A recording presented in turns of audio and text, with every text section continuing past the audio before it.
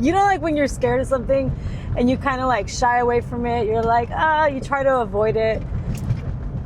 I have this theory that like if you run into the thing that like you're scared of, whether it's like a hard conversation, a confrontation with yourself, an old wound, like something that you're procrastinating that you don't want to do, you just kind of run into it and surrender to it. It's just like, all right, here, what?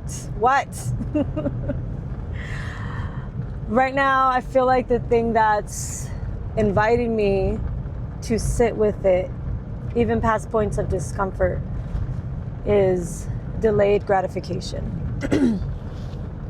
And it comes up because I'm in a year of celibacy, but also it's delayed gratification in anything. And it doesn't have to be forever, but there's like a distinct window between the point when I realize that I desire something and then the point where I allow myself to have that thing.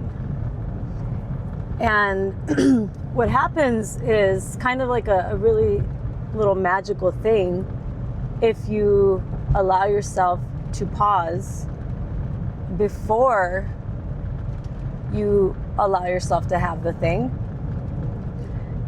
Pause and notice. Okay? And it could be with pleasure, but it could be with buying something that you want. It could be with eating something that you want.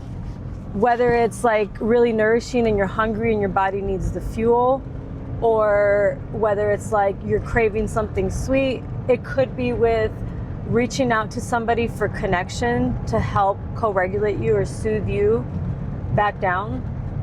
What happens in this window between the point when you realize you want something outside of yourself and actually allowing yourself to experience that thing or receive that thing is a moment of self in confrontation, where you're not, for that moment, you're not leaning on anything or anyone outside of you to give you relief, to give you soothing, to help you regulate yourself. I'm not saying those things aren't useful and even great and beautiful. I'm saying that there's like some treasure to be explored in that window of time between I want this thing, and there's different levels to desire, and okay, I'm gonna allow myself to engage with this thing. And it's like that pause gives you a chance to sit in stillness, if you can take some time to reflect, not just mentally, but in your body. Because what'll happen more than likely is sensations will start to come up in your body of like, might be constriction, might be pain, might be discomfort, might be emotional. And that may or may not come up through different areas of your body as sensation as well. And when people say your body keeps the score, your body's trying to communicate with you, you know what I mean? Like, listen to your body, give to it what it needs. These are the moments where you can stop and listen to that information from your body, because that's how it communicates to you. And normally what we do is we run to our phone and scroll and disassociate. We run to food, we run to people, we run to sometimes even movement of our bodies to just shut off the extra energy and weight. And that's a very beautiful, great tool and exercise to do. But I found that there's just so much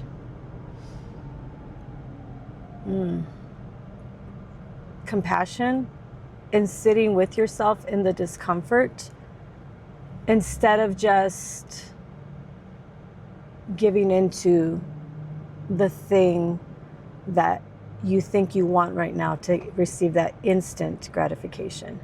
Because what happens in the delay is you have to listen, you have to sit with and listen. And then the next step would be to eventually honor that. You know what I mean? It feels like the equivalent of when you have a little kid who's like completely dysregulated. They need a hug. They need attention. They need love. They need kindness. They need your words. They need your time. They need your presence. They need your presence here. And instead, sometimes what we do is throw a screen at them, give them a cookie. You know what I mean? Like something to help soothe you back down, because right now I don't have the capacity or the wherewithal to do it with you. And hey, I'm a parent of 3 kids. That happens. It happens. I'm not judging you. I'm just saying that with the same compassion that we show up for our children in those moments where they really need us and we have the capacity to do so, this moment of delay for us is the same thing. It's the same invitation to show up for ourselves. And it doesn't have to be this grand, giant gesture or this super time-consuming thing every time. Sometimes you have time for that and to go in like an in-depth kind of introspection or meditation or something, by all means. But sometimes it could be 1 minute of delayed gratification. 1 minute of, oh, I really want to scroll on my social media. And it's like, that's true. Let me pause for 1 minute. Set your timer. Set your timer. Sit in your car. I usually do 3 minutes. Sit in your car. Get comfy for a second. And just literally breathe. Breathing in, I'm aware of my in-breath. Breathing out, I'm aware of my out-breath.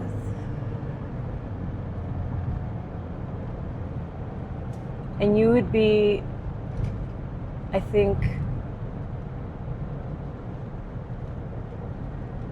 maybe surprised, but I think very content with not what you find, but the eventual results of doing this for yourself in little micro ways over and over again throughout your days. Just to pause. You're not even saying no to yourself, just to pause. Start with 1 minute, go to 3 minutes, go to 5 minutes. And sometimes by the end of that time where you've sat with yourself, that's actually the longing that you're actually needing at the time is to sit with yourself and be witnessed. That's just free game. But because of that, sometimes by the time you're done with that, the initial desire that was showing up to cover up the other thing that you were trying to avoid, which is sitting with yourself and feeling that discomfort and the feeling of whatever it was, well, sometimes that initial desire just kind of dissipates all on its own because it was never really the thing that you wanted in the first place. You know? Mm-hmm. What do you think?